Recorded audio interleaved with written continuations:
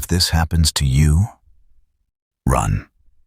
Mason was driving home just after midnight when he saw a stroller sitting alone near the edge of a quiet road. And he almost kept going until he heard a baby crying from the dark trees beside it. He pulled over because he thought someone needed help. And the crying stopped the second his headlights turned off. The road went so quiet that he could hear his own breathing. And then a woman's voice from the woods said, very calmly, "Can you bring her to me?"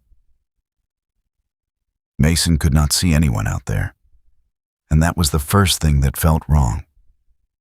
Because the voice sounded close enough to touch, but the trees looked empty. He picked up his phone to call the police, but his screen lit up with an incoming call from his own number.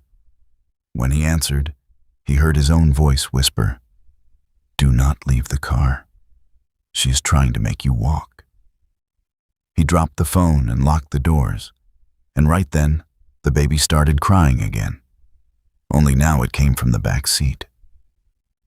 Mason turned around so fast that he hit his head on the window. But there was no baby there.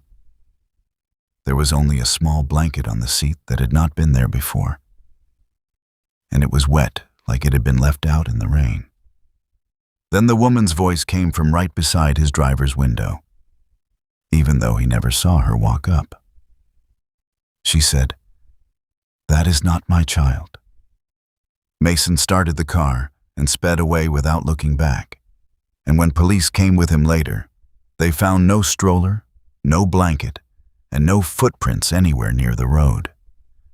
They only found Mason's phone lying in the dirt with a new voice message on it. When they played it, a baby cried for 10 seconds.